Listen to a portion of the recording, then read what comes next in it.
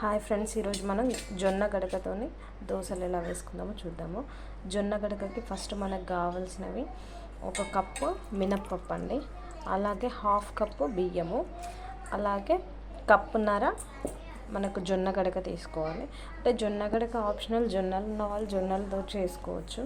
మా ఇంట్లో ఏంటంటే జొన్న గడక ఉంది, సో దాన్ని ఎవ్వరు తినట్లేదు అని చెప్పేసి నేను జొన్న గడక యూజ్ చేస్తున్నా.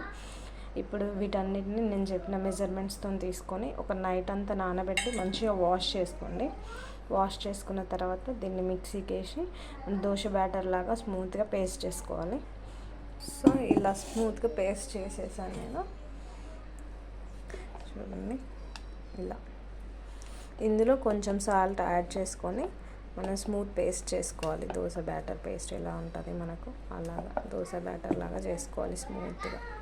దీన్ని ఒక బౌల్లోకి ట్రాన్స్ఫర్ చేద్దాం. ఇంకొంచెం ఉంది, సో ఇది కూడా మిక్సీ పట్టేసుకుందాం. పిల్లలు ఏంటంటే మనకి రెగ్యులర్ చేసే దోశలో ఏముంటుందండి, రైస్, మినపప్పు మంచిదే, బట్ ఎప్పుడు రైస్ తింటూనే ఉంటాము. ఆఫ్టర్నూన్ అయినా నైట్ అయినా మనం రైసే తింటాం ఎక్కువ. చపాతీలు చాలా తక్కువ, పిల్లలకైతే పెట్టాం కదండి. సో వాళ్ళకి కూడా హెల్తీ ఫుడ్ పెట్టాలంటే ఇలా జొన్నది కానీ రాగివి కానీ దోశలు, ఇడ్లీలు అవి చేసి పెడితే వాళ్ళు కూడా కొంచెం హెల్తీగా ఉంటారు కదా. సో ఆ కాన్సెప్ట్లో నేను నార్మల్ దోశలకు బదులుగా ఇవి చేస్తున్నా. మా వాళ్ళు ఏంటంటే మనం బియ్యం యూజ్ చేసుకోకుండా కూడా 2 కప్పులు మనం ఇదే గడక యూజ్ చేసుకోవచ్చు, లేదా జొన్నలు యూజ్ చేసుకోవచ్చు. బట్ మా వాళ్ళకి ఏంటంటే కొంచెం క్రిస్పీగా ఉంటేనే తింటారు నార్మల్ దోశలాగా, అందుకనే నేను కొంచెం రైస్ యాడ్ చేస్తాను. సో ఇది కూడా మనం మిక్సీ పట్టుకుందాం. కొంచెం వాటర్ యాడ్ చేసుకో, అలాగే కొంచెం సాల్ట్ యాడ్ చేసుకోవాలి. కొంచెం సాల్ట్.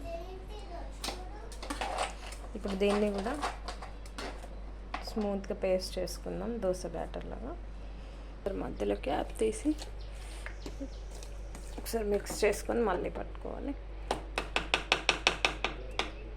దీన్ని ఇడ్లీలా కూడా వేసుకోవచ్చండి. ఇడ్లీలా వేసుకుందాం అనుకున్న వాళ్ళు ఏంటంటే కొంచెం ఇట్లా బరకగా ఉంచాలి, కొంచెమే అండి, కొంచెం బరకగా ఉంచాలి, మరీ బాగా కాదు. కొంచెం స్మూత్గా రవ్వ మనకి ఎంత సన్నగా ఉంటుంది అలా అంత బరక వచ్చిన తర్వాత దీన్ని ఆపేసి ఇడ్లీ కూడా వేసుకోవచ్చు. సో ఇడ్లీ వేసుకుందామనే వాళ్ళు ఇలా అన్నప్పుడు కాస్త చెయ్యికి కొంచెం అలా బరకగా తాకినప్పుడు మనం మిక్సీ ఆఫ్ చేసుకుంటే సరిపోతుంది. దోశ అనుకున్న వాళ్ళు మాత్రం స్మూత్గా గ్రైండ్ చేసుకోవాలండి. ఇట్లా అంటే మీకు అర్థమైపోతుంది. కొంచెం రవ్వ తాకిందనుకోండి అప్పుడు ఆఫ్ చేయాలి. దోశకు మాత్రం స్మూత్గా పట్టేసుకోవాలి బ్యాటర్. సో మన దోశ బ్యాటర్ రెడీ. దీన్ని కూడా మనం బౌల్లోకి ట్రాన్స్ఫర్ చేసేసుకుందాం.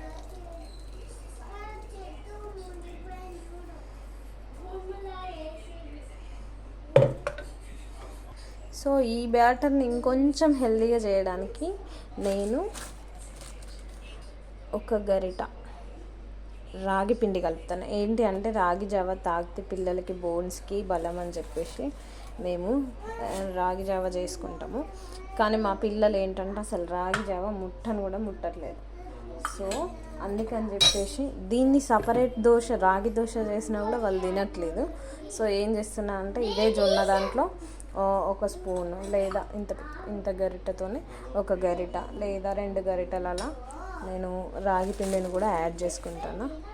సో ఇప్పుడు ఈ బ్యాటర్ మొత్తాన్ని మంచిగా ఉండలు లేకుండా మంచిగా మిక్స్ చేసుకోవాలి. వాటర్ యాడ్ చేసేసుకొని కొద్దిగా వాటర్ యాడ్ చేసేసుకొని ఉండలు లేకుండా మంచిగా కలిపేసుకుందాం. ఓకేనా? మనకు దోశలకి సరిపోయేంత వాటర్ వేసేసుకొని కొంచెం జారుడుగా పిండిని కలిపేసుకోవాలి. ఇప్పుడు ఉండలు లేకుండా కలిపేసుకున్నాను నేను. సో మీరు కూడా ఇంకా మీ టేస్ట్కి తగ్గట్టు సాల్ట్ వేసుకుందామంటే వేసుకోండి. ఇలా ఉండలు లేకుండా కలిపేసుకోవాలి. దోశ బ్యాటర్ ఎలా అయితే నార్మల్ దోశ బ్యాటర్ ఎలా ఉంటుందో అలా కాకుండా కొంచెం జారుడుగా వేసుకుంటారు కదా, అలా కాకుండా కొంచెం థిక్నెస్ కొంచెం ఉండేలాగా చూసుకోండి. అంతే అండి. ఇప్పుడు మనం దోశలు వేసుకుందాం.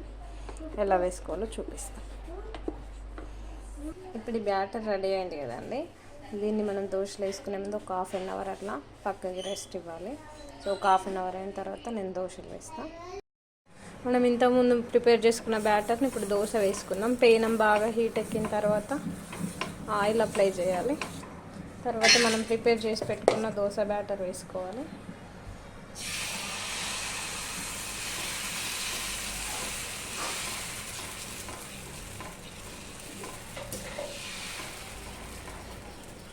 సో ఇప్పుడు ఇలా దోశ వేసుకున్న తర్వాత కాస్త ఆయిల్గా వేసుకోవాలి. సో దోశలు క్రిస్పీగా రావాలంటే పెనం బాగా హీట్ అవ్వాలి. సో మనం రెగ్యులర్ వేసే దోశల కంటే ఇలా జొన్న రాగి వీటితో వేస్తే పిల్లలకు కూడా పోషణ అందుతుంది. సో బోన్స్ స్ట్రాంగ్ ఉంటాయి, మజిల్ స్ట్రాంగ్ అవుతాయి. సో ప్లీజ్ మీరు కూడా మీ పిల్లలకి నార్మల్ దోశ ఇడ్లీ అవి అవాయిడ్ చేసి మీకు వీలైనంత వరకు ఇలాంటివి పెట్టడానికి ట్రై చేయండి. మనం రెగ్యులర్ తినే దోశల కంటే ఇవే టేస్ట్ బాగుంటాయి. సో ఇలా ఒక సైడ్ కాలిన తర్వాత ఇంకో సైడ్ టర్న్ చేసుకోవాలి. సో మీడియం ఫ్లేమ్లో ఉంచి కాల్చుకోవాలి. సో దీంట్లోకి పల్లి చట్నీ, కొబ్బరి చట్నీ చేసుకుంటే చాలా బాగుంటుంది. అలా దోసకాయ, కూర దోసకాయ చట్నీ కూడా బాగానే ఉంటుంది. నేను మాత్రం పల్లి చట్నీ చేసా. సో పల్లీలు ఎందుకు ప్రిఫర్ చేసా అంటే నేను మంతెన సత్యనారాయణ గారి వీడియో విన్నా. పల్లీలు 2 గుప్పిళ్ళన్నీ నానబెట్టుకొని ఎర్లీ మార్నింగ్ తింటే సో మనం చికెన్ మటన్ తిన్నదానికి అంత ప్రోటీన్స్ మనకి అందుతాయంట. సో తప్పకుండా మీరు కూడా ఇప్పటి నుంచి అమ్మో పల్లీలు అనే భ్రమను అవాయిడ్ చేసి ఎంచక్క పల్లీలు వాడుకోండి. బట్ నానబెట్టి మార్నింగ్ లేసాక అవి చట్నీ ప్రిపేర్ చేసుకుంటే బెటర్. తర్వాత దాన్ని పోపు వేసుకోవాలి. సో అది నేను మీకు నెక్స్ట్ వీడియోలో చూపిస్తాను ఎలా చేయాలని. సో ఇప్పుడు దోశ కాలిపోయింది.